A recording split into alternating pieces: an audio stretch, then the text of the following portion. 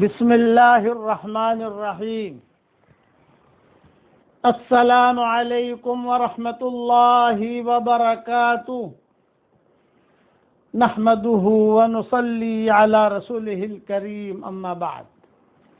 الحمد للہ نحمده ونستعینه ونستغفره ونؤمن به ونتوکل علیہ ونعوذ باللہ من شرور انفسنا ومن سیئات اعمالنا ونعوذ باللہ من شرور انفسنا ومن سیئات اعمالنا ونعوذ باللہ من شرور انفسنا ومن سیئات اعمالنا من يهده الله فلا مضل له ومن يضلله فلا هادي له ونشهد أن لا إله إلا الله وحده لا شريك له ونشهد أن سيدنا ومولانا محمدا عبده ورسوله صلى الله عليه وعلى آله وأصحابه وبارك وسلم تسليما كثيرا كثيرا. أما بعد فأعوذ بالله من الشيطان الرجيم. بسم الله الرحمن الرحيم.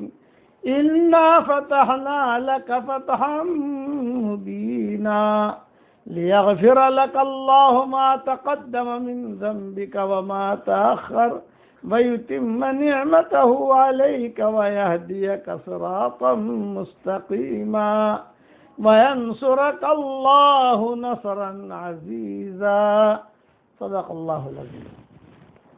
قابل احترام محترم ہمارے بھائی، دوست، بزرگ، ساتھی اور ہمارے مائیں، بہنیں، بیٹیاں، بہوئیں، دنیا میں جہاں جہاں یہ آواز پہنچتی ہو، میں دعا کرتا ہوں کہ اللہ دنیا میں بھی ہم سب کے لیے جنتوں کے فیصلے فرما، اور مرنے کے بعد بھی ہم سب کے لیے جنتوں کے فیصلے فرما. اور آج بدر کی رات ہے، یوم الفرقان ہے، اور اے اللہ اس رات میں جو آپ نے اس وقت مدد کی تھی وہ اب بھی تو قادر مطلق ہے، تو اب بھی تو مسلمانوں کی مدد فرما. آمین یا رب العالمین. سلسلہ وار مضمون چل رہا تھا فتح مکہ کا، اور اس میں قصہ شروع ہوا تھا حضرت اکرمہ ابن ابی جہل کا. حضور اکرم صلی اللہ علیہ وسلم کے پاس دو عورتیں باقاعدہ نقاب کے ساتھ آ کر بیٹھی.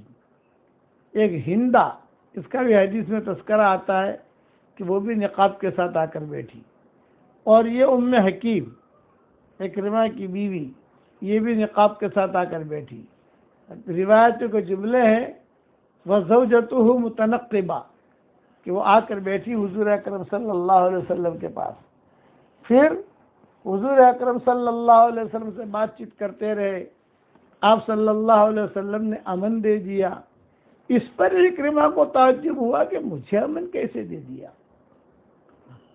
لیکن ایک روایت میں بھول گیا تھا کل کہنے کی، جب حضور صلی اللہ علیہ وسلم کے اخلاق، کہ جب حضور صلی اللہ علیہ وسلم کو پتہ چلا کہ اکرمہ آ رہے ہیں، تو آپ صلی اللہ علیہ وسلم نے صحابہ سے ایک جملہ کہا کہ اتاکم اخوکم اکرمہ یاتی، تمہارے بھائی اکرمہ آ رہے ہیں، فلا تسبوا اباہ فإن سب المیت یؤذی الحی ولا یبلغ المیت.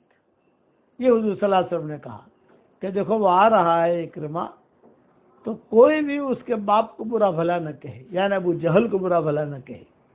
اس لیے کہ اگر تو ابو جہل کو برا بھلا کہو گے تو بیٹے زندہ کو تکلیف ہوگی، اور یہ برائی اور یہ گالی اور یہ نامناسب جملے یہ ابو جہل تک پہنچیں گے نہیں. یہ اخلاق برتے حضور صلی اللہ علیہ وسلم نے. اور پرانی باتیں بھول جاؤ، خلاصہ کلام یہ ہے کہ اکرمہ آیاتی لا تسبوا اباہ فإن سب المیت یؤذی الحی ولا یبلغ المیت. اب اکرمہ رضی اللہ تعالیٰ عنہ بنے، بیوی ان کے نکاح میں رہی. حضور اکرم صلی اللہ علیہ وسلم کا یہی معمول تھا کہ حضور صلی اللہ علیہ وسلم جو ہے اسی طریقے سے یہی معاملہ حضور صلی اللہ علیہ وسلم نے اپنی بیٹی کے لیے بھی کیا تھا. ابو العاص ابن ربیع کی نکاح میں تھی حضرت زینب، ان کے ساتھ بھی حضور صلی اللہ علیہ وسلم نے یہی معاملہ کیا تھا.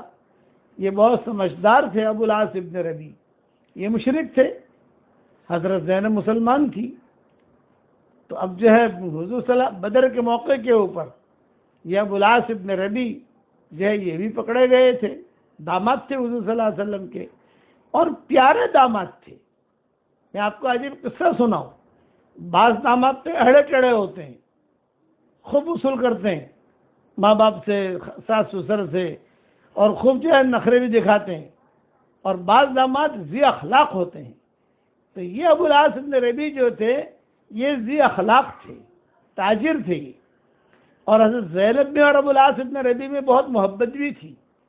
چنانچہ روایتوں میں آتا ہے کہ شادی ابی طالب میں یہ حضرت خدیجہ کے رشتہ داروں میں تھے.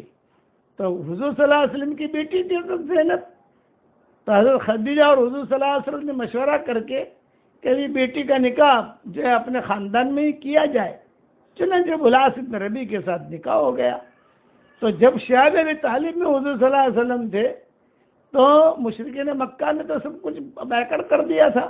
لیکن یہ ابو العاص ابن ربیع یہ رات کے وقت میں جب مکہ والے سو جاتے تھے تو چپکے سے اناج لے کر آتے تھے، چپکے سے فروٹ لے کر آتے تھے، چپکے سے جو ہے کھجورے لے کر آتے تھے.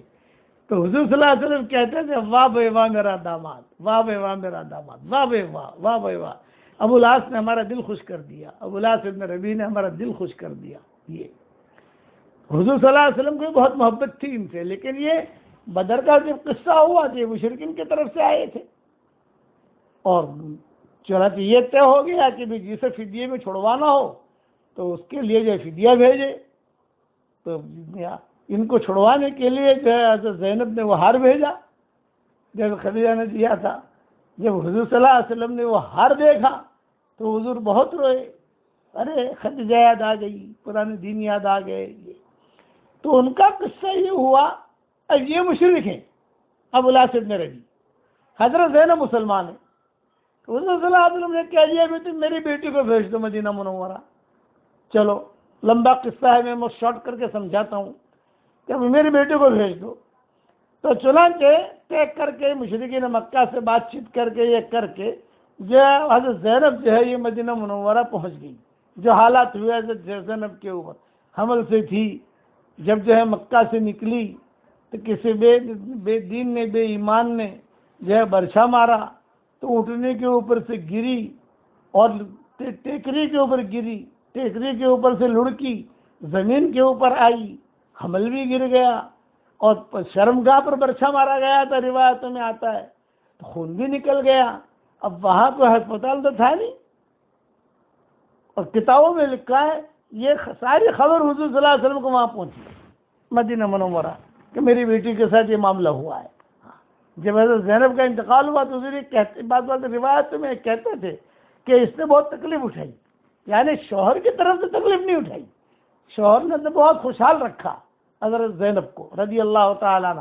میں اس بات پر سنا رہا ہوں کہ امن اگر کوئی دے دے تو ہماری شریعت میں امن کا بہت بڑا ویلیو ہے، بہت بڑا ویلیو. یہ معاملہ ہوا ابو العاص ابن ربیع کا. یہ تاجر تھے، لوگوں سے پیسے لیتے تھے، لوگوں سے پیسہ لے کر یہ جو ہے شام جاتے تھے، شام جا کر تجارت کرتے تھے، وہاں سے جو نفع آتا تھا وہ نفع مکہ والوں میں تقسیم کرتے تھے. یہ ابو العاص ابن ربیع اور حضور صلی اللہ علیہ وسلم نے چھوٹا کرا دیا کہ بھیا زینب الگ، ابو العاص ابن ربیع الگ. لیکن ایک میاں بیوی کی فطری محبت ہوتی ہے، کھوکھلی محبت تو نہیں ہوتی بھائی. آج کل تو کھوکھلی محبت والے بھی ہوتے ہیں کہ بھی کھوکھلی محبت خالی محبت کا دعویٰ کرے، یہ کرے وہ کرے. یہ تو نہیں ہوتا. کیا آدمی شادی کرے تو شادی کر کے کسی لڑکی کو اپنے گھر پر لائے تو اسے جو ہے اسے پیار بھی دے، اس کو عزت بھی دے. اپنی بیوی کو آدمی کو عزت دینی چاہیے. تو فطری طور پر دونوں میں محبت بہت تھی، لیکن اب الگ ہو گئے. حضرت زینب مدینہ منورہ میں اور ابو العاص ابن ربیع مکہ مکرمہ میں. خط وغیرہ بھی نہیں.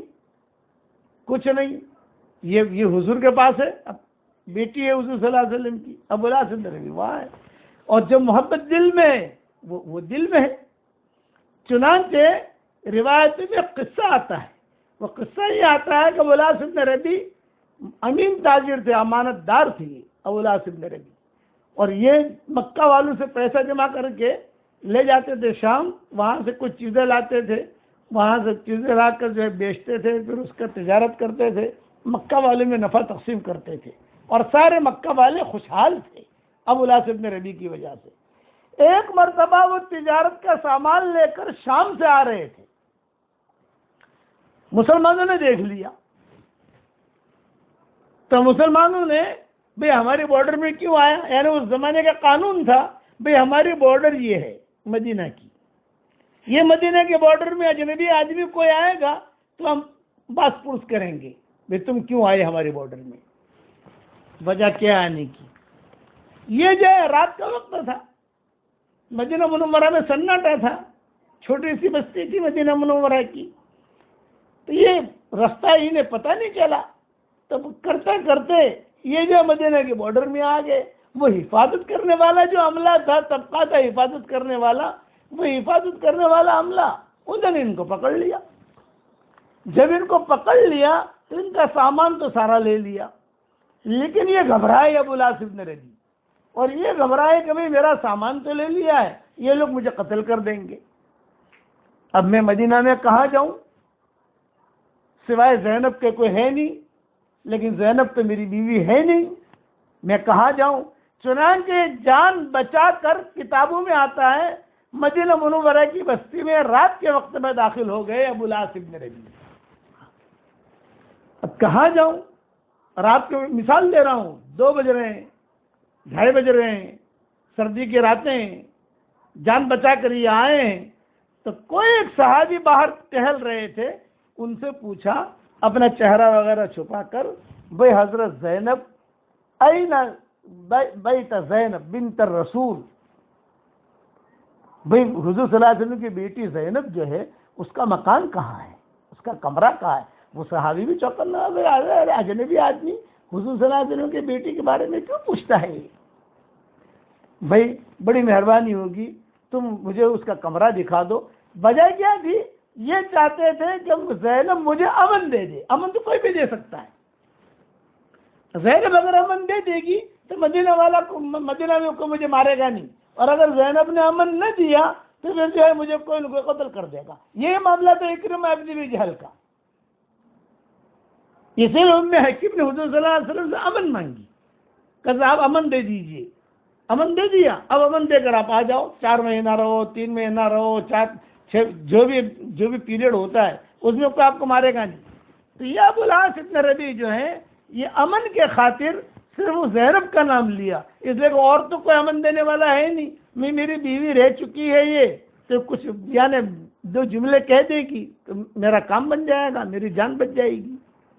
تو روایتوں میں یہ ہے کہ وہ صحابی دیہات کے رہنے والے تھے، کتابوں دیہات کے رہنے والے، جیسے پہرہ داری کرتے ہیں، آپ نے دیکھا ہوگا ہمارے یہاں مرکزوں میں بھی اجتماعات میں رات کو پہرہ داری کی جماعت ہوتی ہے، وہ پہرہ داری کر رہے تھے، پوچھا کہ این بنت الرسول، حضور کے لڑکی زینب کا مکان کہاں ہے، تو اشارہ کر دیا یہ ہے۔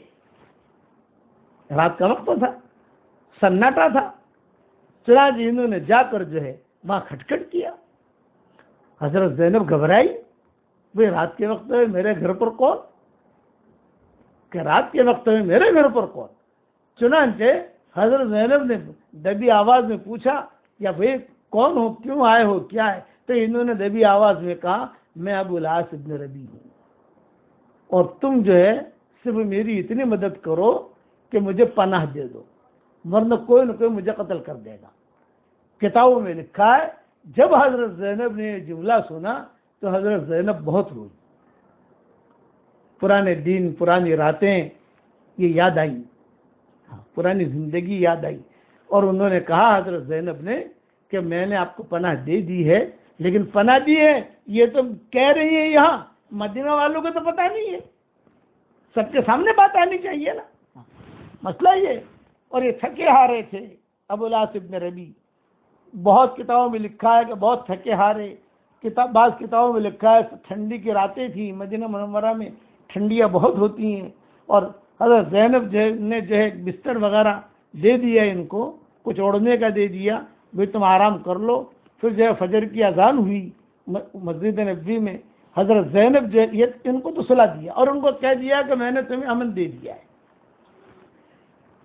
حضور صلی اللہ علیہ وسلم نے فجر کی نماز پڑھائی، حضرت زینب عورتوں کے چبوترے پر تھی، انہوں نے فجر کی نماز پڑھی۔ جب حضور صلی اللہ علیہ وسلم نے کہا السلام علیکم ورحمۃ اللہ، السلام علیکم ورحمۃ اللہ، جہاں سلام پھیرتی ہی حضرت زینب کھڑی ہو گئی عورتوں کو چبوترے پر اور کہا انا بنت الرسول، انا زینب بنت محمد، تاکہ لوگوں کو پتہ چلے کہ میں کون بول رہی ہوں، میں زینب بنت رسول ہوں، اور میں صرف اتنا کہہ رہی ہوں کہ ابو العاص ابن ربیع آئے ہیں، میں نے ان کو پناہ دے دی ہے۔ مطلب یہ کہ اب کوئی انہیں قتل نہیں کرے گا۔ حضور صلی اللہ علیہ وسلم نے جو یہ سنا تو حضور نے ایک جملہ کہا، سنو بھائی، حضور صلی اللہ علیہ وسلم کہہ رہے ہیں تم سنو، زینب نے جو بات کہی ہے ابھی، جیسے تم پہلی مرتبہ سن رہے ہو ویسے میں بھی پہلی مرتبہ سن رہا ہوں۔ یہ نہیں ہے کہ زینب نے مجھ سے مشورہ کیا اور زینب کو میں نے کہا یہ کرنا، مجھے کچھ پتا نہیں کہ زینب نے کب پناہ دی، کیا ہوا، یہ حضور نے خود کہا صحابہ سے کہ تمہارے دل میں یہ نہ آوے کہ باپ اور بیٹی نے مشورہ کر کے پناہ دے دیا، اس لیے کہ اس وقت میں مکہ مکرمہ کا آدمی یہاں مجرم شمار ہوتا تھا، بے ایمان جو ہے مدینہ میں مجرم شمار ہوتا تھا، تو یہ کہہ دیا میں تم سنو، یعنی میرا اور زینب کی کوئی بات نہیں ہوئی ہے، بلکہ میں جو ہے یہ پہلی مرتبہ میں بھی سن رہا ہوں، تم بھی سن رہے ہو، اور تم لوگ بیٹھے رہنا، حضور صلی اللہ علیہ وسلم نے کہا تم لوگ بیٹھے رہنا یہاں، جانا مت، بٹھایا، اور حضور صلی اللہ علیہ وسلم دوڑے دوڑے بھاگے بھاگے حضرت زینب کے پاس آئے۔ حضرت زینب عورتوں کے ساتھ چبوترے پر تھی، زینب زینب زینب، ہاں ابا ابا ابا، آؤ زینب ایک بات کرنی ہے تم سے۔ چنانچہ حضور صلی اللہ علیہ وسلم نے کان میں حضرت زینب سے کہا کہ دیکھو تم نے پناہ دی ہے یہ تو ٹھیک ہے، لیکن اب یہ تمہارا شوہر نہیں ہے، اس لیے تم بھی خلوت مت کرنا، وہ بھی خلوت نہ کرنے پائے۔ یہ حضور نے کان میں کہا حضرت زینب سے کہ اب یہ تمہارا شوہر نہیں ہے، تم بھی خلوت مت کرنا، وہ بھی خلوت نہ کرے۔ یہ کہہ کر حضور صلی اللہ علیہ وسلم نے پوچھا این ہوا، وہ کہاں ہے؟ ابو العاص بن ربیع، اشارہ کر کے بتایا وہ سو رہے ہیں، رات کے تھکے ہوئے تھے، سو رہے ہیں وہ۔ تو حضور صلی اللہ علیہ وسلم فرمایا کہ کیوں آئے ہیں کیا؟ لیکن مجھے کچھ پتا نہیں ابا، انہوں نے پناہ مانگی، میں نے پناہ دے دی، اس کے علاوہ کوئی میری بات ہوئی ہی نہیں ہے۔ چنانچہ حضرت زینب کمرے میں آ گئی، ماؤں کو پتا چلا، امہات المومنین کو پتا چلا، ابو العاص بن ربیع آئے، اس لیے کہ سب ان سے محبت کرتی تھی، ان کے اخلاق کی وجہ سے، ان کے کردار کی وجہ سے، ان کی امانت داری، ان کا کردار۔ صرف باتوں کے شوہر نہیں تھے، بعض لوگ جو ہوتے ہیں نا باتوں کے ہوتے ہیں، باتوں کے باتیں، آج کل کے جو چھوکرے ہوتے ہیں نا باتیں لمبی لمبی کریں گے، باتیں لمبی لمبی۔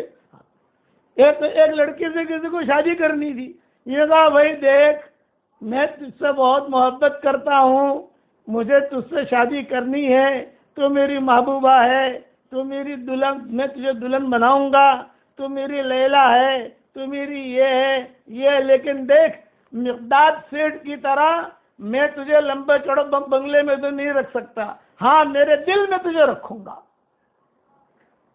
اور تجھے بہت محبت ہے بلدان سیٹھ کی طرح، تجھے ہوائی جہاز میں تو نہیں گھماؤں گا، لیکن خیالات میں تجھے بہت گھماؤں گا، اب بتا اس سے زیادہ کیا محبت کروں تجھ سے؟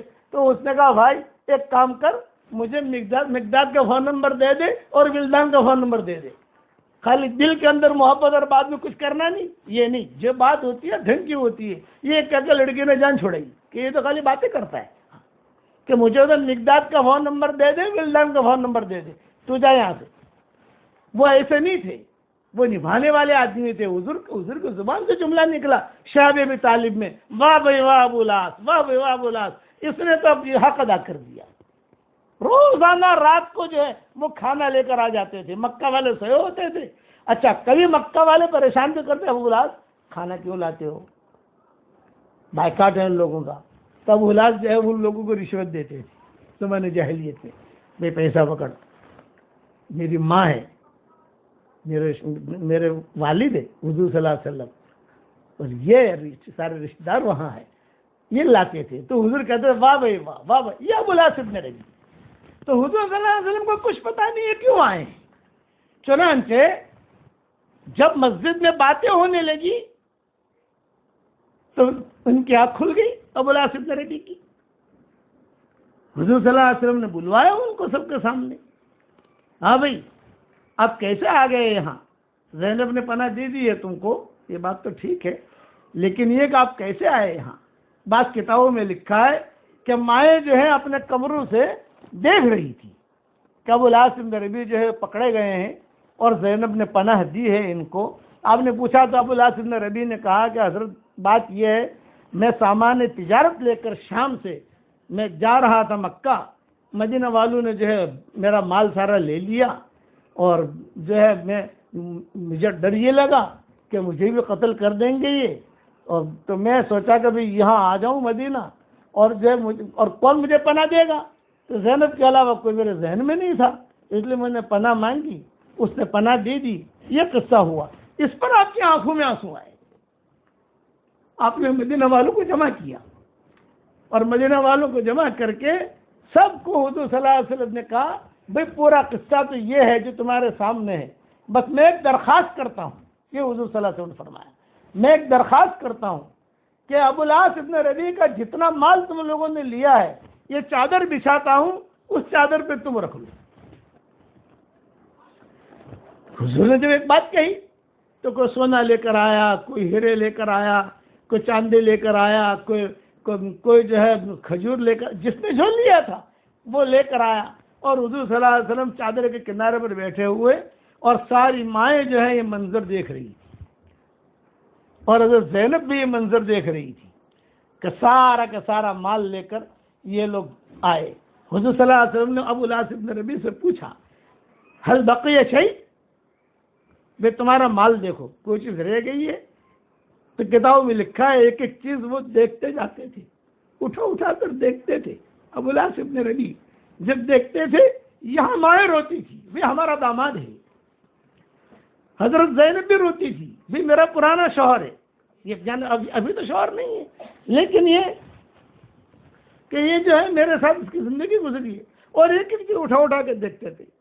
سارے صحابہ کھڑے ہوئے ہیں, اور حضور صلی اللہ علیہ وسلم ایک ہی جملہ کہتے تھے, میں چاہتا ہوں, آپ نے ایک جملہ اور فرمایا, میں چاہتا ہوں کہ اس کے ساتھ میں احسان کا معاملہ کروں, لعل اللہ یہدی, ہو سکتا ہے کہ اللہ اس کو ہدایت دے. لعل اللہ یہدی, یہ جملہ کہا حضور صلی اللہ علیہ وسلم نے, لعل اللہ یہدی, ہو سکتا ہے کہ اللہ اس کو ہدایت دے. چنانچہ ابو الاس ابن ربیع جو ہے ان کے ہیرو کی بھی تجارت تھی, وہ ہیرے ڈھونڈ رہے تھے. شام سے, ایران سے یا قیمتی پتھر بھی لاتے تھے, پتھر بیچتے تھے, تو وہ لاتے تھے, وہ چھوٹے سے ڈبیا میں تھے, وہ ڈبیا ڈھونڈ رہے تھے. اب کیا ڈھونڈ رہے حضرت, سب مل گیا, میرے ایک ہیرو کی ڈبیا ہے وہ نہیں مل رہی ہے. بھائی دیکھو اطمینان سے دیکھو.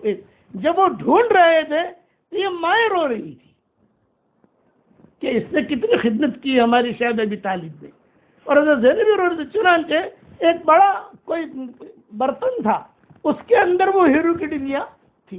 یہ کہا یہ مل گئی. تو حضور صلی اللہ علیہ وسلم نے سارا جمع کر کے ابو الاس ابن ربیع سے کہا کہ بھئی تم جاؤ, تمہیں ہم نے آزاد کر دیا, تم جاؤ. چنانچہ ابو الاس ابن ربیع سب کے سامنے اپنا سامان سٹ کرنے لگے, جیسے پیٹی میں بھرتے ہیں نا, سارا سامان جو ہے وہ سٹ کر رہے ہیں. اس وقت میں مسجد نبوی بالکل کھلی ہوئی تھی, یعنی آج کل کی طرح دیواریں نہیں تھی کہ باہر چلا گیا تو دکھائی نہ دے. میدان تھا, میدان کے اندر دکھائی دیتا تھا. جب ابو الاس ابن ربیع نے وہ مال اٹھایا ہے اور حضور صلی اللہ علیہ وسلم نے ان کو اجازت دے دی کہ تم جاؤ, تمہیں کوئی مارے گا نہیں. زینب نے پناہ دی, ہم نے پناہ دی, ام ہانی نے پناہ دی, میں نے پناہ دی, اکرمہ کو میں نے پناہ دی. یہ پناہ دینا. چنانچہ یہ مال اٹھا کر سٹ کر رہے تھے, پیٹی میں جیسا سٹ کرتے ہیں, اور جب سامان اٹھانے لگے اور جب یہ یعنی اپنے کندھے پر انہوں نے رکھا اس وقت میں مائیں تھوڑا زور سے روئی، یہ بھی کتابوں میں ہے. حضرت زینب بھی روئی، حضرت فاطمہ یہ بھی روئی، سارے کے سارے انہوں نے کہا کہ یہ، اور لے کر جب جانے لگے، بعض تاریخ کی کتابوں میں لکھا ہے کہ جب تک وہ نظر سے اوجھل نہیں ہوئے ابو العاص ابن ربیع، یہ سارے کے سارے دیکھتے رہے، مدینہ والے سارے کے سارے دیکھتے رہے. مکہ مکرمہ پہنچے، مکہ مکرمہ پہنچ کر سارے مکہ والوں کو جمع کیا، سارا حساب کتاب دیا، اور حساب کتاب دے کر ابو العاص ابن ربیع نے 3 دن تک رہے مکہ میں، اور 3 دن تک اعلان کرتے رہے بھی کسی کا کوئی بچا تو نہیں، کسی کا کوئی پیسہ بچا تو نہیں، کسی کا کچھ رہ گیا تو انہوں نے اپنے اندر سے ڈال دیا، یعنی احسان کیا کہ چلو یہ کچھ بچا تو نہیں، ان کا بچا تو نہیں، لیکن یہ کہ واپس کب جاؤ گے شام؟ یہ مکہ والوں نے کہا واپس کب جاؤ گے شام؟ تو انہوں نے کہا بھئی ہم تو، ابو العاص ابن ربیع نے کہا وہ تو بات کی چیز ہے، میں واپس کب جاؤں گا، لیکن بتاؤ کچھ بچا تو نہیں، کچھ بچا تو نہیں؟ ان کا نہیں، کچھ نہیں بچا. چنانچہ مکہ والوں سے یہ کہہ کر ابو العاص ابن ربیع آئے مدینہ منورہ کہ اب میں شام نہیں جا رہا ہوں، اب میں مدینہ جا رہا ہوں. مدینہ جانے کا مطلب یہ ہے کہ مسلمان ہونے جا رہا ہوں، یہ مدینہ جانے کا مطلب ہے. لیکن مدینہ لوگ آتے تھے 2-3 قسم کے ہوتے تھے. کچھ لوگ تو جو ہے وہ لڑانے کے لیے آتے تھے، تو ایک آدمی نہیں آتا تھا، وہ 50-100 کا جتھا لے کر آتا تھا. اور کچھ لوگ جو ہے مدد کے لیے آتے تھے، جیسے سارا آ گئی مدد کے لیے، میں بوڑھی ہو گئی ہوں، میرے پاس کچھ نہیں ہے، حضرت مدد کریں آدمی، اس نے مدد کی سارا کی. اور کچھ لوگ آتے تھے اپنے رشتہ داروں سے ملنے کے لیے.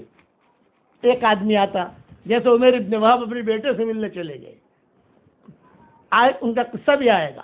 پھر صفوان ابن امیہ مسلمان ہوئے، ان کا خاص آدمی تھا عمیر ابن وہب. جیسے جو بھائی ہوتا ہے، دادا ہوتا ہے، تو اس کا شوٹر ہوتا ہے نا، تو آپ صفوان ابن امیہ دادا سمجھانے کے لیے کہہ رہا، اور عمیر ابن وہب شوٹر. یہ کہتا تھا یہ پیسہ لے فلاں کو قتل کر، یہ پیسہ لے فلاں کو قتل کر، یہ پیسہ لے فلاں کو قتل کر. تو حضور صلی اللہ علیہ وسلم کو قتل کرنے کے لیے بھیجا تھا صفوان ابن امیہ نے مدینہ، اور جو پیسہ لینا وہ لے. اور بہانہ بتاتا ہوں، اگر پکڑے تو ایک ہی جملہ کہنا، پکڑا گیا تو ایک ہی جملہ کہنا، میرے بیٹے سے ملنے آیا ہوں، میرا بیٹا جو ہے تمہارے یہاں قید ہے، میں ملنے آیا ہوں.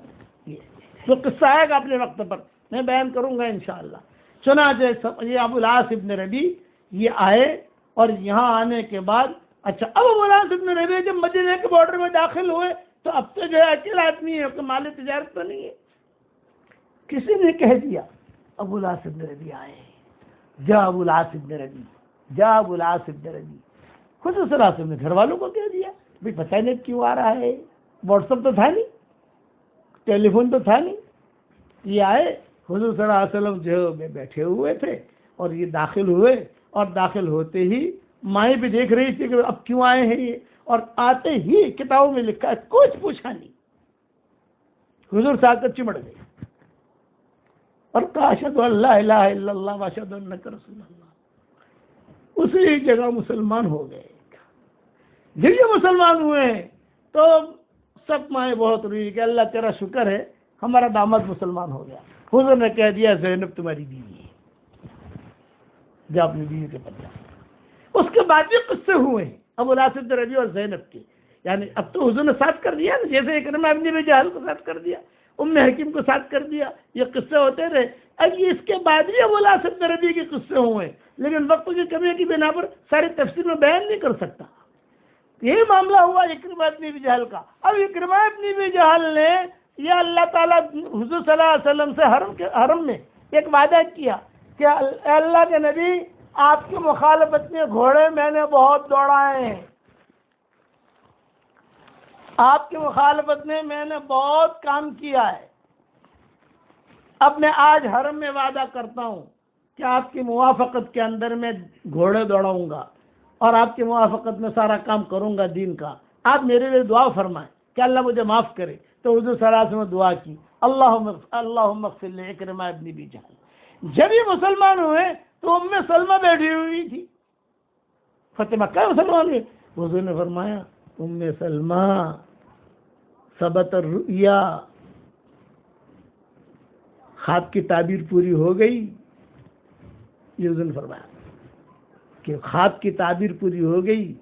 خواب دیکھا تھا کہ ابو جہل کے لیے درخت ہے لیکن کچھ شاخیں جنت میں ہے، یہ شاخ ہے یہ جنت میں ہے.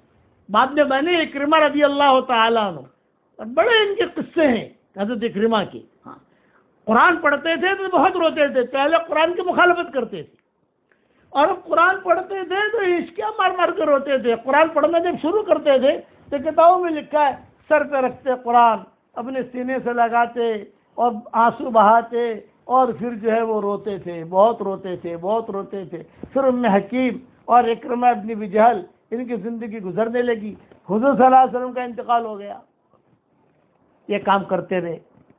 صدیق اکبر کا انتقال ہو گیا. بعض روایتوں میں یہ ہے کہ صدیق اکبر کے زمانے میں انہوں نے وفات پائی، اکرمہ ابن ابی جہل نے شہید ہوئے. اور بعض روایتوں میں یہ ہے کہ حضرت عمر کے زمانے میں یہ شہید ہوئے. حضرت عمر رضی اللہ تعالیٰ عنہ کے زمانے میں ایک قصہ ہوا. قصہ تھوڑا سا تفصیلی ہے، میں اس کی ابتدا کر لیتا ہوں، کل انشاءاللہ پورا کروں گا اس کو. یہ مکہ والے جتنے چودھری تھے نا، یہ سارے کے سارے جمع ہوئے دور فاروق میں. حضرت اکرمہ، سہیل ابن عمرو، صفوان ابن امیہ، یہ جتنے بھی یعنی جنہوں نے حضور کو بہت تکلیفیں دی، ستایا، یہ سب جمع ہوئے. اور حرم میں بیٹھ کر، حتیم میں بیٹھ کر انہوں نے مشورہ کیا، پرائیویٹ مشورہ. اب تو حتیم ہمارا ہو گیا، مکہ ہمارا ہو گیا، حضور صلی اللہ علیہ وسلم مدینہ منورہ چلے گئے، انتقال بھی ہو گیا حضور کا، اب تو ابوبکر کا بھی انتقال ہو گیا. دور فاروق میں ان لوگوں نے مشورہ کیا، اور یہ مشورہ کیا کہ بھی ہمیں حضرت عمر کے پاس جانا چاہیے، اور وہاں جا کر حضرت عمر سے ایک بات یہ کرنی چاہیے، امیر المومنین ہیں کہ بھی ہم تو بہت پیچھے رہے، بلال ہم سے آگے نکل گیا، خباب ہم سے آگے نکل گیا، صہیب رومی ہم سے آگے نکل گیا. آپ تو امیر المومنین ہمیں کوئی بات ایسی بتاؤ ہم جو کریں، اور اللہ تعالیٰ حشر کے میدان میں بلال کے آگے ہم جنت میں نہ جاویں، کم سے کم بلال کے ساتھ تو چلے جاویں، بلال سے پیچھے تو نہ رہیں. بھئی ہم تو چودھری ہیں، ہمیں تو بڑی شرم آئے گی. کل حشر کے میدان میں بلال آگے آگے جنت میں جا رہا ہوگا، ہم پیچھے ہوں گے، ہمیں شرم آئے گی. حضور صلی اللہ علیہ وسلم کی حدیث یاد تھی، آپ صلی اللہ علیہ وسلم نے فرمایا تھا ہنی لک یا بلال، ہنی لک یا بلال، بلال تیرے لیے خوشخبری ہے، حشر کے میدان میں لوگ پیدل چلیں گے، میں اللہ کا نبی براق پہ رہوں گا، اور تو میرے آگے آگے سرخ اٹھنی پر اذان دیتا ہوا چلے گا. ہنی لک یا بلال، بلال تیرے لیے خوشخبری ہے، جب تو اذان دے گا اور اشہد ان لا الہ الا اللہ پر پہنچے گا، ابو جہل بھی کہے گا صدقت یا بلال، ابو لہب بھی کہے گا صدقت یا بلال، فلاں بھی کہے گا صدقت یا بلال، بلال تو نے سچ کہا، بلال تو نے سچ کہا. فَأَنَّا يُقْبَلُ تَصْدِيقَهُمْ، ان کا تصدیق کرنا کہاں قبول کیا جائے گا، ان کا تصدیق کرنا کہاں قبول کیا جائے گا. ہنی لک یا بلال، بلال تیرے لیے خوشخبری ہے، انا اول من اقرع الباب، سب سے پہلے جنت کا دروازہ میں کھٹکھٹاؤں گا. تو رضوان پوچھے گا من القارئ، دروازہ کھٹکھٹانے والا کون؟ میں کہوں گا محمد ابن عبداللہ ابن عبد المطلب. دروازہ کھلے گا، اب بلال تیرے لیے خوشخبری ہے، میں سرخ اٹھنی پہ رہوں گا، اور اس اٹھنی کی نکیل اور لگام بلال تیرے ہاتھ میں ہوگی. درجہ دیا، یہ حدیث سے ان کو معلوم تھی حضرت اکرمہ کو، ارے اتنا اونچا درجہ حضور نے اپنا ڈرائیور بنا لیا. حضور نے اپنا ڈرائیور بنایا. بڑا آدمی اپنا ڈرائیور جس کو بناتا ہے، بہت شرطیں، بہت قانون کے پاس، اس کے بعد بڑا آدمی ڈرائیور بناتا ہے کسی کو. حضور نے اپنا ڈرائیور بنایا.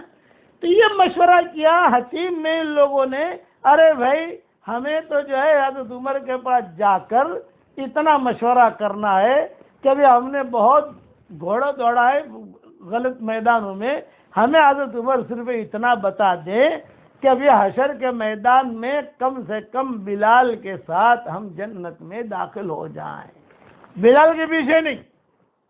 چنانچہ انہوں نے جماعت بنائی، جماعت بنا کر مکہ سے نکلے. یہاں حضرت عمر کو کسی نے خبر دی چودھری آ رہے ہیں.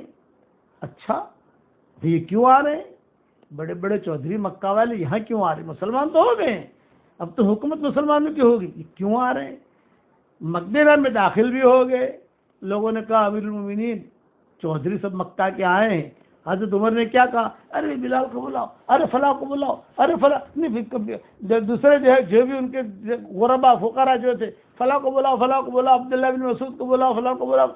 چھوٹا سا کمرہ تھا، وہ کمرہ بھر گیا، اور حضرت بلال کو باہر کھڑا کر دیا یا کسی اور صحابی کو باہر کھڑا کر دیا اور یہ کہہ دیا وہ چودھری جب آئیں اور کہیں ہمیں امیر المومنین سے ملنا ہے تو تم صرف اتنا کہنا امیر المومنین بیزی ہیں، بس اس کے علاوہ کچھ مت کہنا کہ امیر المومنین بیزی ہیں، اتنا جملہ کہنا اور کچھ مت کہنا۔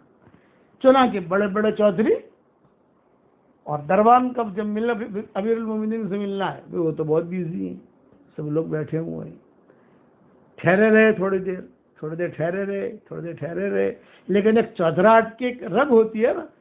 حضرت اکرمہ نے کہا بھائی دیکھو یہ سارے غربا آگے بڑھ گئے، ہم لوگ پیچھے رہ گئے، اب تو حضرت عمر سے یہ کہہ دو کہ جو ہے کسی طریقے سے بھی ہمیں کسی جگہ بھیج دیں تاکہ ہم وہاں جا کر اللہ کے راستے میں جان دے دیں، یہاں تک کہ وہ سب ہٹے جتنے غربا بیٹھے ہوئے تھے اور ان لوگوں کو داخل کیا۔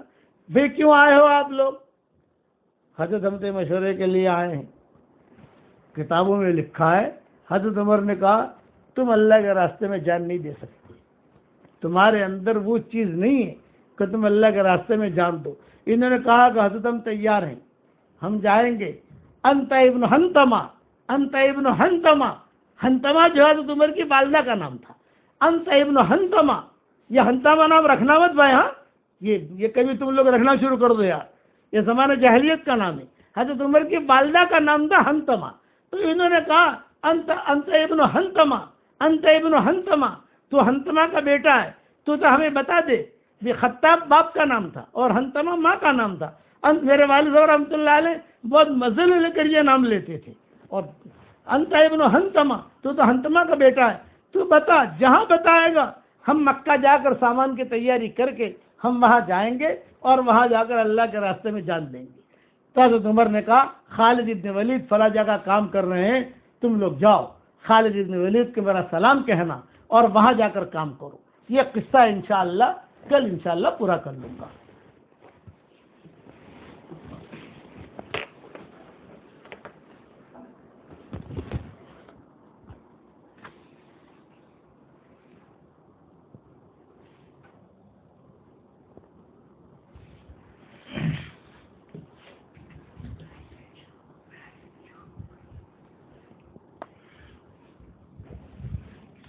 بسم اللہ الرحمن الرحیم۔ ہمارے سامنے مسائل چل رہے تھے کچھ بینک اور سود سے متعلق، کل کافی مسائل آ گئے، آج اس کے علاوہ کچھ دوسرے مسائل بتا دوں میں آپ لوگوں کو۔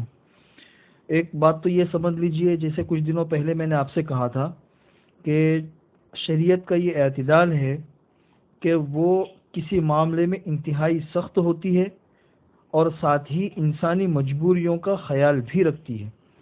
تو سود سے متعلق جتنی وعیدیں ہیں وہ ساری کے ساری آپ لوگوں کے سامنے ہیں، اور اس سلسلے میں جتنی سختیاں کی گئی ہے وہ بھی آپ کے سامنے ہیں۔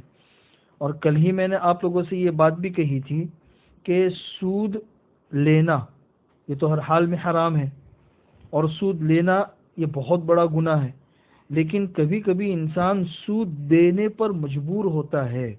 سود دینے پر مجبور ہونے کا مطلب یہ ہے کہ کسی سے سودی قرض لے کر اپنی ضرورت کو پورا کرنا۔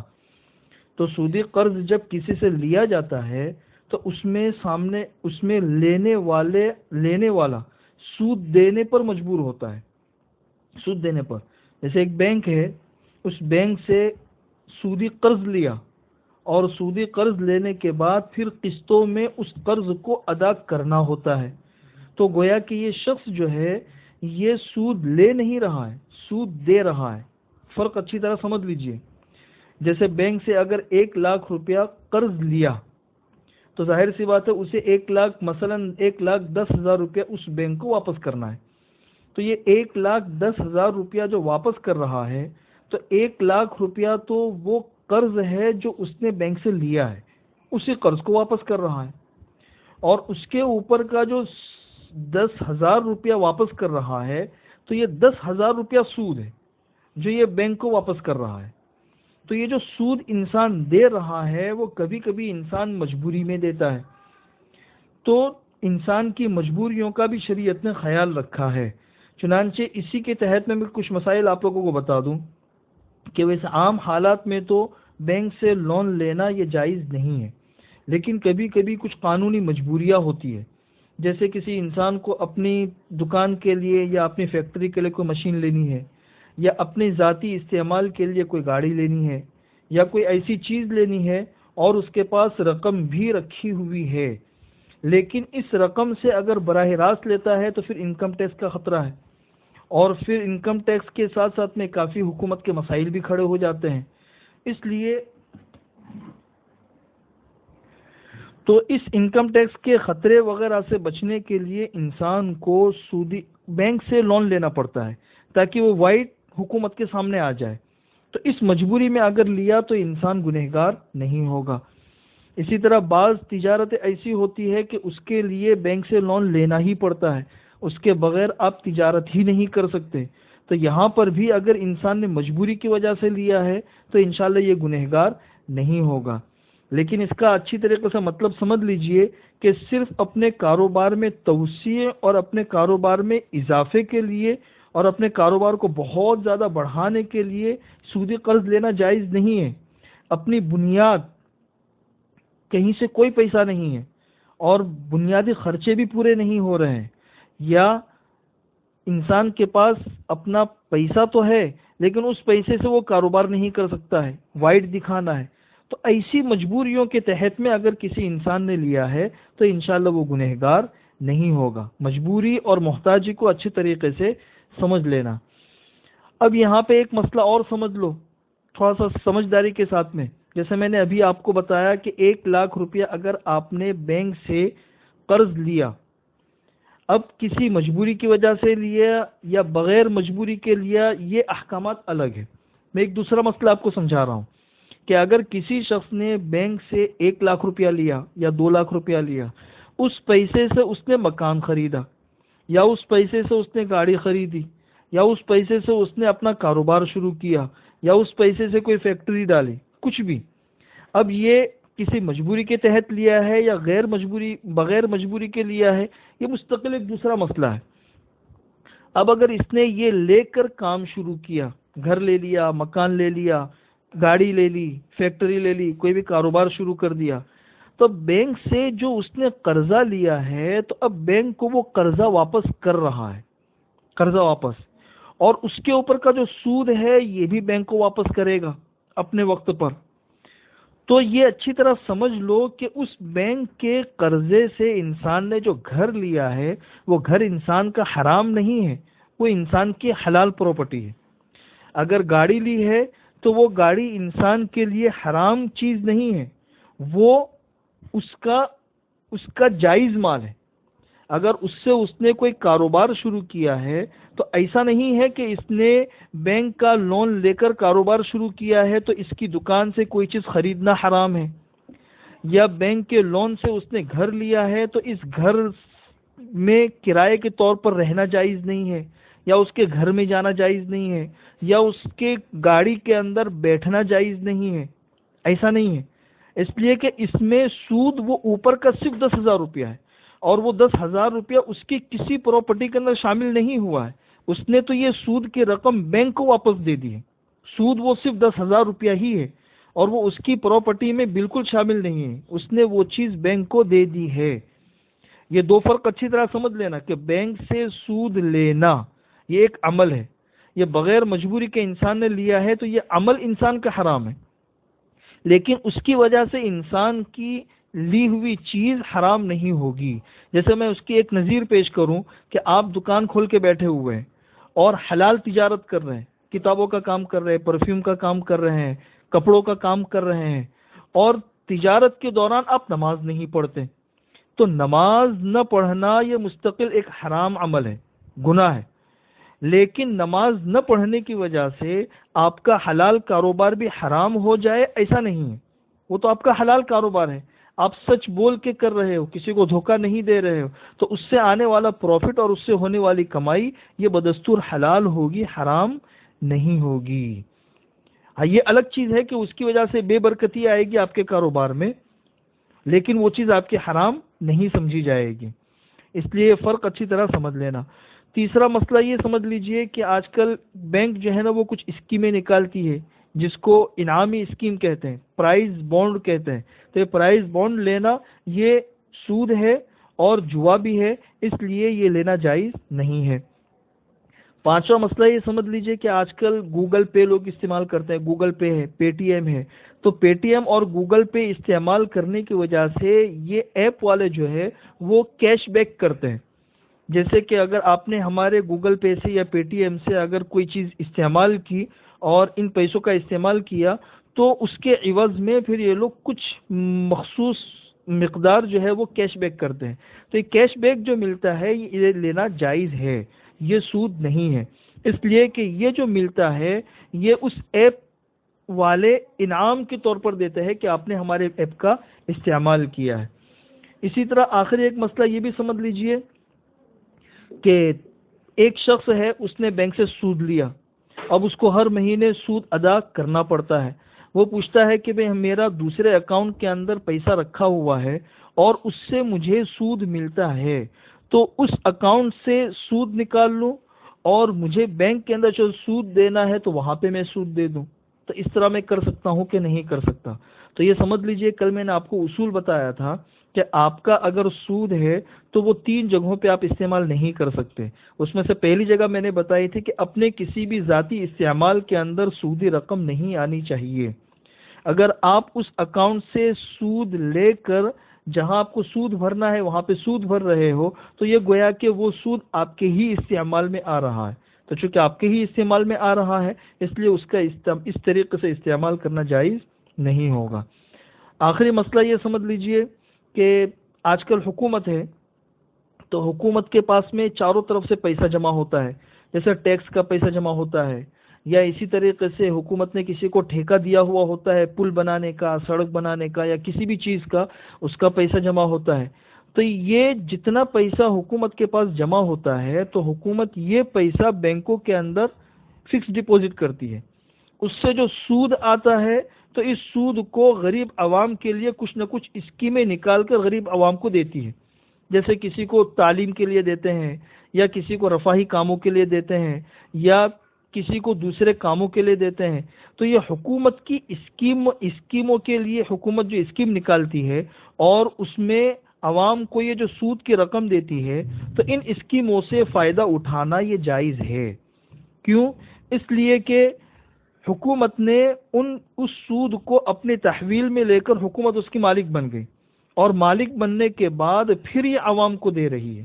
تو مالک بننے کے بعد پھر یہ حلال پیسہ ہو جائے گا تو ان اسکیموں سے فائدہ اٹھانا جائز ہوگا. جیسے اس کی ایک نظیر میں پیش کروں کہ حضور اکرم صلی اللہ علیہ وسلم گھر میں داخل ہوئے، حضرت بریرہ رضی اللہ تعالی عنہ جو تھی اور گوشت بنا رہی تھی تو حضور نے ارشاد فرمایا کہ بھئی گوشت ہم کو بھی کھلاؤ. تو حضرت بریرہ نے ارشاد فرمایا کہ حضرت یہ صدقے کا مال ہے اور آپ جو ہے نبی ہے، آپ صدقے کا مال استعمال نہیں کرتے ہیں، زکوٰۃ ہے، صدقہ ہے. تو حضور نے ارشاد فرمایا کہ لک صدقہ ولنا ہدیہ، تمہارے ہاتھ میں آیا تو وہ صدقہ تھا، تمہارے ہاتھ میں آنے کے بعد اب تم اس کی مالک بن گئی، اب تم ہم کو دو گی تو اب یہ ہمارے لیے ہدیہ ہوگا اور اس کا استعمال ہمارے لیے جائز ہوگا.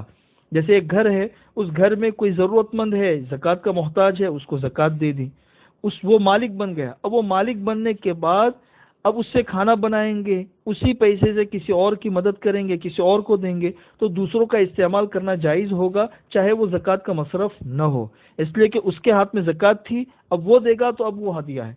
تو حکومت نے اس سود کی ساری رقم پر قبضہ کر لیا تو وہ مالک بن گئے. مالک بننے کے بعد اب وہ اپنے عوام کے لیے کچھ اسکیمیں نکالتی ہے تو ظاہر سی بات ہے عوام کے لیے ان اسکیموں سے فائدہ اٹھانا یہ درست ہوگا. بقیہ مسائل انشاءاللہ کل آپ لوگوں کے سامنے آ جائیں گے. آج آپ لوگوں کو میں ایک ہدیہ دے رہا ہوں. ایک درود شریف پڑھا رہا ہوں، آپ پڑھ لیجئے۔ پہلے ایک بات ذہن میں رکھیے کہ درود شریف کے صیغے بہت ہیں۔ سب سے بہترین صیغہ تو وہ ہے جو نماز میں پڑھا جاتا ہے، وہ تو ٹاپ 1 ہے الحمدللہ۔ لیکن ایک درود شریف میں نے آج واٹس ایپ پر ریلے کیا ہے، پہلے میرے ساتھ پڑھ لیجئے۔ جزا اللہ عنا محمدن صلی اللہ علیہ وسلم بما ہوا اہلہ۔ ترجمہ ہی پڑھ لیجئے۔ اے ہمارے پیارے اللہ، ہماری جانب سے محمد صلی اللہ علیہ وسلم کو ان کی شان شان بدلہ عطا فرما۔ یہ درود شریف کی فضیلت یہ ہے کہ جو شخص ایک مرتبہ یہ درود شریف پڑھ لے گا تو 70 فرشتے 1000 دن تک اس کا ثواب لکھتے لکھتے تھک جائیں گے۔ یہ مضمون طبرانی میں بھی ہے، معجم کبیر میں بھی ہے، اور حلیہ میں بھی ہے، ترغیب ترہیب میں بھی ہے، اور متجر الرابع فی ثواب العمل الصالح میں بھی ہے۔ اور میں آج اس کا امیجز بنا کر میں نے بھیج بھی دیا ہے واٹس ایپ پر۔ اور اگر کسی کو نہ ملے تو خالد پالم پوری یا آپ سرچ کریں یوٹیوب پر تو آپ کو یہ درود شریف مل جائے گا انشاءاللہ۔ اور پورا اس لیے یہ درود شریف پڑھنے کا اہتمام کریں، اور خود حساب بھی لگا لینا کہ ایک مرتبہ درود شریف آدمی پڑھے گا تو 70 فرشتے 1000 دن تک اس کا ثواب لکھتے لکھتے تھک جائیں گے۔ تو ایک فرشتہ کتنے مہینے لکھے گا، پھر 70 فرشتے کتنے مہینے تک لکھیں گے، کتنا اجر ملے گا؟ اللہ تعالیٰ کی طرف سے نعمتوں کی بارش ہے، بارش، نعمتوں کا سمندر۔ اس لیے اس کی قدر کیجئے، اور یہ جو میرا میسیج ہے سب جگہ بھیج بھی دیجئے، اور اس درود شریف کے پڑھنے کا بہت اہتمام کیجئے۔ ایک مرتبہ اور پڑھ لو، جزا اللہ عنا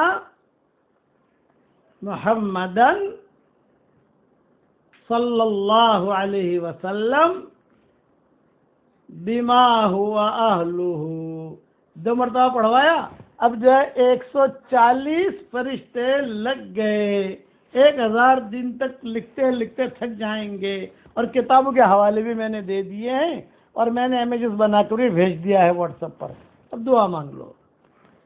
اللہم صلی علی محمد وعلی آل محمد کما صلیت علی ابراہیم وعلی آل ابراہیم انک حمید مجید۔ اللہم صلی علی سیدنا محمد فی اول کلامنا وفی اوسط کلامنا وفی آخر کلامنا وفی جمیع کلامنا یا رب صل وسلم دائما ابدا علی حبیبک خیر الخلق کلہم۔ جزا اللہ عنا محمدا صلی اللہ علیہ وسلم بما ہوا اہلہ۔ جزا اللہ عنا محمدا صلی اللہ علیہ وسلم بما ہوا اہلہ۔ اللہم لک الحمد کما انت اہلہ، فصل وسلم علی سیدنا محمد کما انت اہلہ، وافعل بنا ما انت اہلہ، فإنک اہل التقوی واہل المغفرہ۔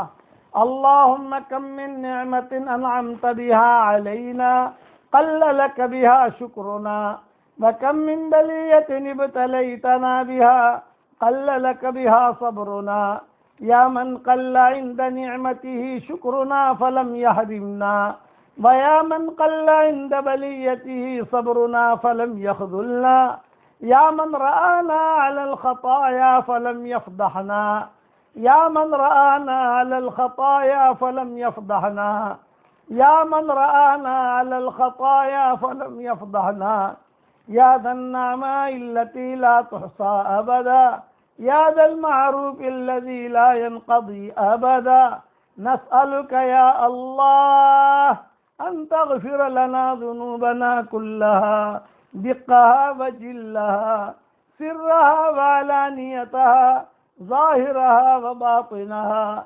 جليها وخفيها ليليها ونهاريها حديثها وقديمها عينيها وأذنيها أنفيها ومخيها كل ذلك عندنا يا عزيز، كل ذلك عندنا يا عزيز.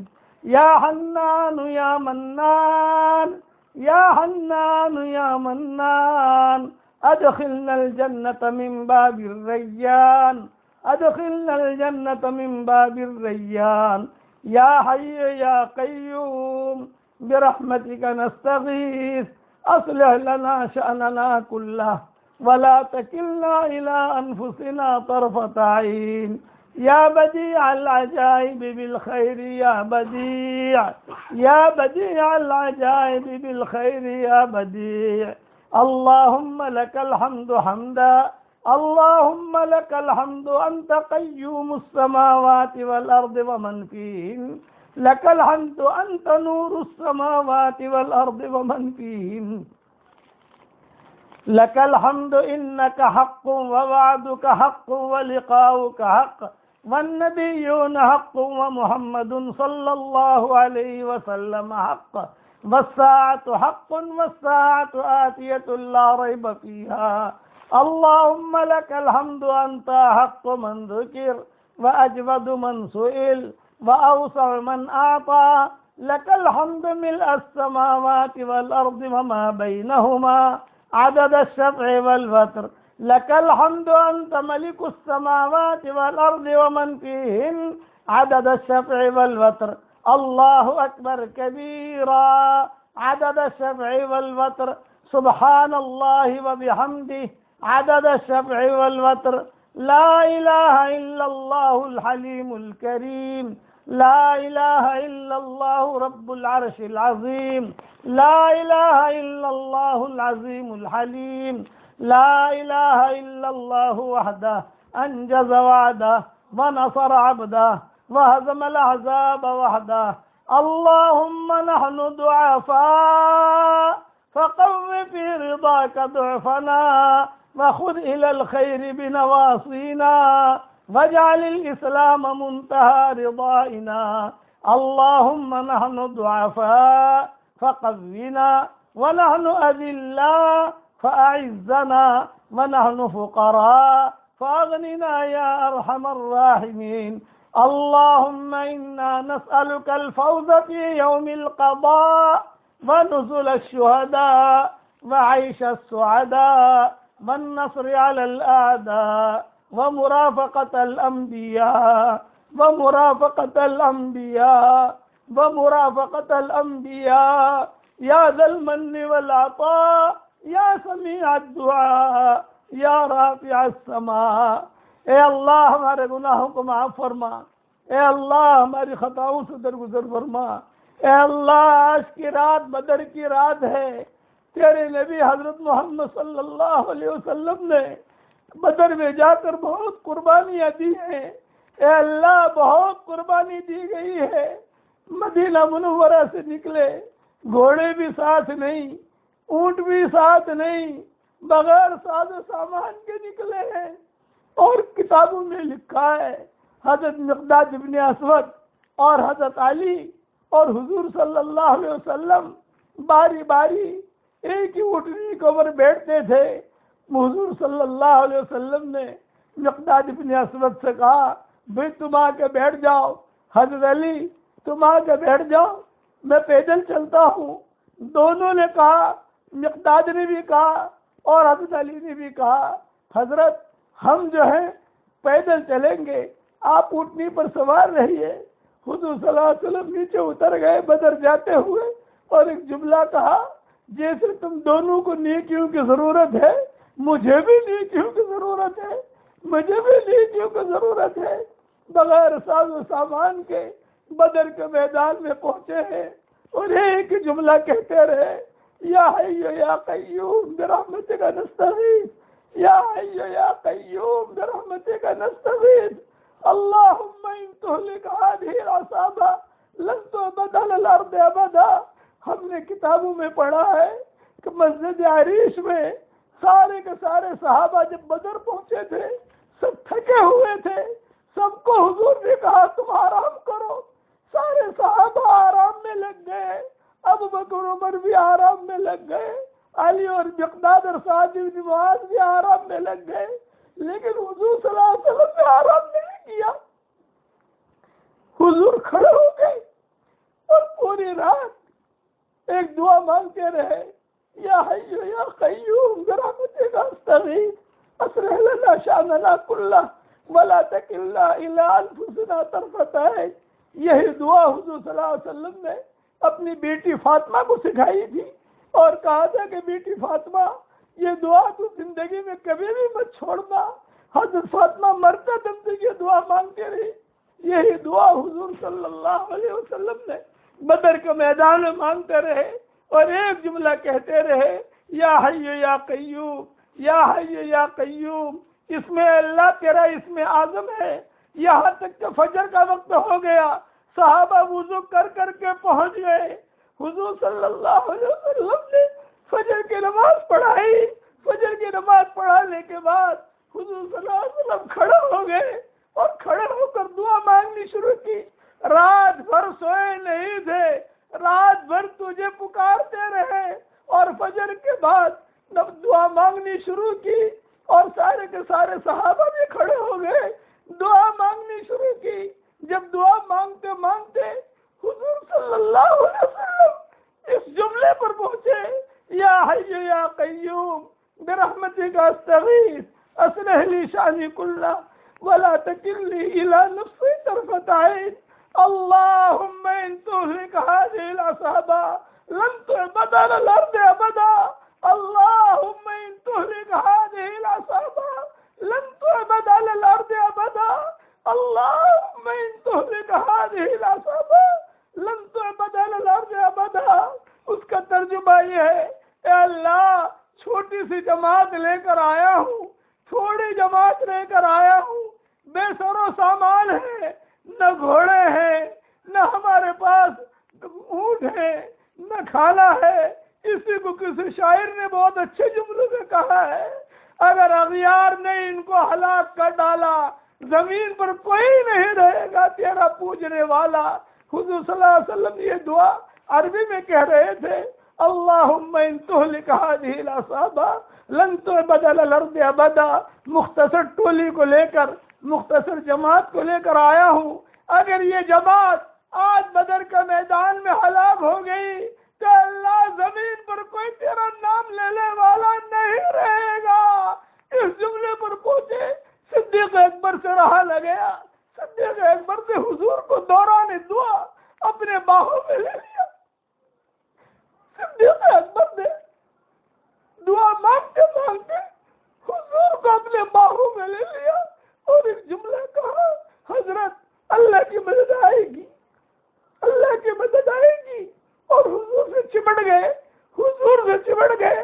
جب حضور سے چمٹ گئے تو حضور صلی اللہ علیہ وسلم پھر بھی دعا میں مشغول تھے لیکن سارے کے سارے چمٹ گئے. اور پھر سعد بن معاذ نے تقریر کی حضرت آپ بالکل مطمئن رہے. آج ہم آئے ہیں آپ کے ساتھ. جس کی رسی کو آپ جوڑ دیں وہ کامیاب ہے. جس کی رسی کو آپ کاٹ دیں وہ ناکام ہے. مقداد ابن اسود کھڑا ہو گئے. انہوں نے کہا کہ حضرت ہماری جان اور ہمارے مال سب حاضر ہیں.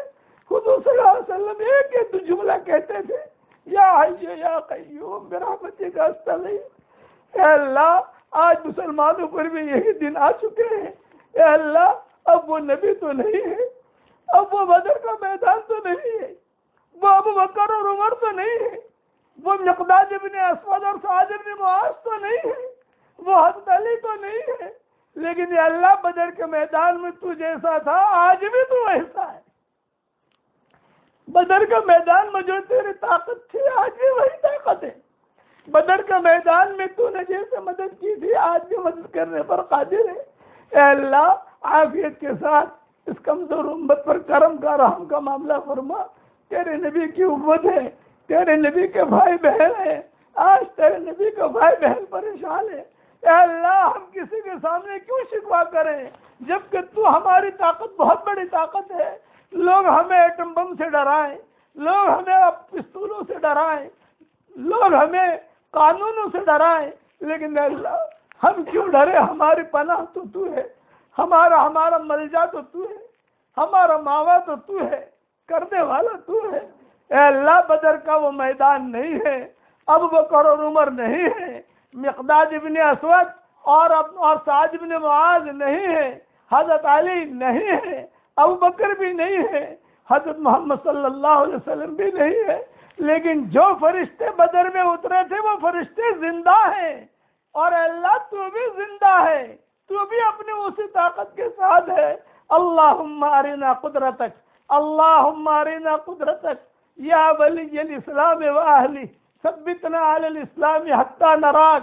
اے اللہ اپنی قدرت ہمیں دکھا، اے اللہ تیرے دین کی حفاظت کر۔ اللہم انصر دینک و کتابک، اللہم انصر دینک و کتابک۔ اے اللہ یہ امت کے مرد اور عورتیں بہت پریشان ہیں، کبھی بیماریوں نے پریشان کیا، کبھی قانونوں نے پریشان کیا، کبھی اپنوں نے پریشان کیا، کبھی غیروں نے پریشان کیا، کبھی گھریلو معاملات نے پریشان کیا۔ اے اللہ ہم جانتے ہیں ہمارے گناہوں کی وجہ سے اس مبارک رات میں تو ہم سب کو معاف فرما دے، اس مبارک رات میں تو ہم سب کو معاف فرما دے۔ جب حضور صلی اللہ علیہ وسلم بہت رونے لگے، ہم نے کتابوں میں یہ بھی پڑھا ہے، جب یہ جملہ بار بار کہہ رہے تھے، صدیق اکبر سے جب رہا نہ گیا اور حضور سے چمٹ گئے، تو ہم نے یہ بھی سنا ہے کہ صدیق اکبر جب حضور سے چمٹے تو ابو بکر کی، عمر کی بھی ہچکیاں نکل گئی، علی کی بھی ہچکیاں نکل گئی، تیری رحمت کو جوش آیا۔ اے اللہ وہ ہمارے اندر کا پاور تو نہیں ہے، لیکن ہم کلمہ پڑھتے ہیں، ہمارے کلمہ پڑھنے کو تو قبول فرما۔ اشہد ان لا الہ الا اللہ واشہد ان محمد رسول اللہ۔ اے اللہ ہم آپ کو گواہ بناتے ہیں، آپ کے فرشتوں کو گواہ بناتے ہیں، ساری مخلوق کو گواہ بناتے ہیں، آپ کے عرش کو گواہ بناتے ہیں، لوح و قلم کو گواہ بناتے ہیں، اور ساری مخلوق کو گواہ بناتے ہیں، سارے ذروں کو گواہ بناتے ہیں، اور اے اللہ جتنے سمندر ہیں ان کو گواہ بناتے ہیں، ساتوں آسمان کے اوپر جو سمندر ہے اس کو گواہ بناتے ہیں، جنت اور جہنم کو گواہ بناتے ہیں، ہر مخلوق کو گواہ بناتے ہیں کہ آپ اکیلے اللہ ہیں، آپ کا کوئی پارٹنر نہیں ہے، آپ کا کوئی شریک نہیں ہے، ساری دنیا کے مالک آپ ہیں، ساری زمینوں کے مالک آپ ہیں، سمندروں کے مالک آپ ہیں، ساری زمینوں کے مالک آپ اکیلے ہیں۔ اے اللہ اور حضرت محمد صلی اللہ علیہ وسلم تیرے نبی اور سچے رسول ہیں اور آخری نبی ہیں، آپ کے بعد کوئی نبی نہیں آئے گا، یہ ہماری اس اقرار کرنے کو تو قبول فرما۔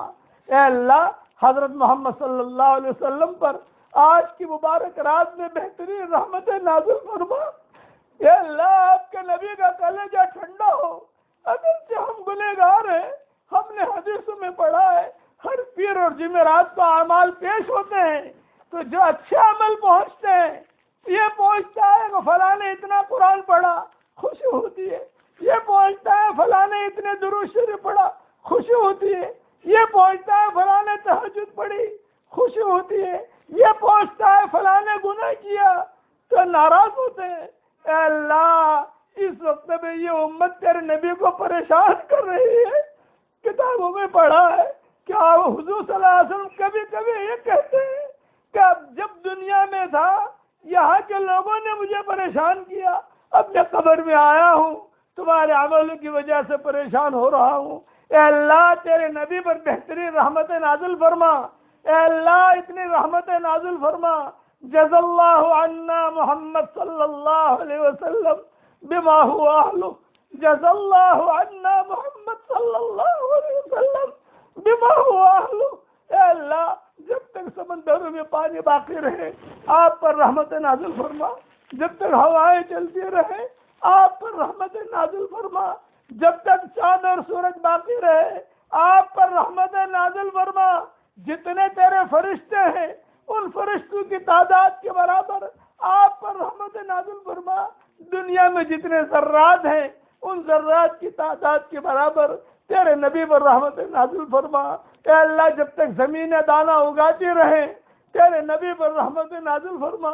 سمندروں کے پیمانوں کے برابر رحمت نازل فرما، پہاڑوں کے وزنوں کے برابر تیرے نبی پر رحمت نازل فرما، جتنی چونٹیاں دنیا میں ہیں ان کی تعداد کے برابر تیرے نبی پر رحمت نازل فرما، جتنے درخت کو پتے ہیں ان پتوں کی تعداد کے برابر تیرے نبی پر رحمت نازل فرما، اور اے اللہ جتنا تیری قدرت کے اندر نور بھرا ہوا ہے، تیرے خزانے میں نور ہے، اس نور کے برابر تیرے نبی پر رحمت نازل فرما، اور تیری شان تیرے نبی پر رحمت نازل فرما، ان کا کلیجہ ٹھنڈا ہو رہا ہو، اے اللہ انہیں خوشی ہو رہی ہو کہ میری امت کیسی بھی ہے لیکن درود تو بھیجتی ہے، میری امت کیسی بھی ہے دعا تو مانگتی ہے، اے اللہ ہم گنہگار ہیں اس میں کوئی شک نہیں ہے، مگر تیرا نام بھی تو غفور ہے، ہمارے گناہ تیرا کوئی نقصان نہیں پہنچا سکتے ہیں،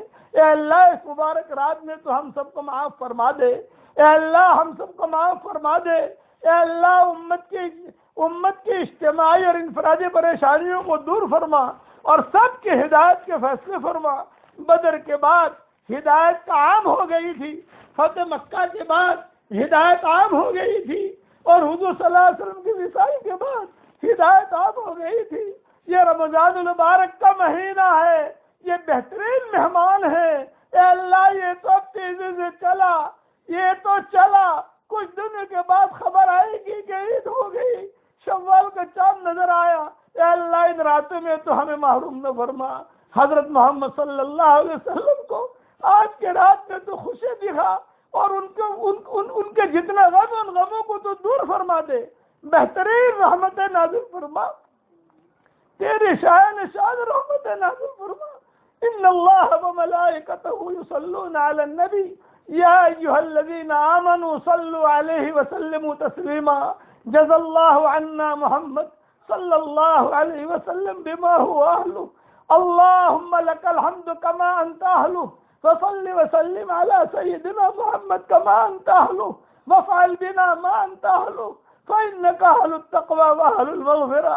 حضرت محمد صلی اللہ علیہ وسلم کو کوئی درود اگر بھیجتا ہے، کوئی درود پڑھتا ہے تو بہت خوشی ہوتی ہے۔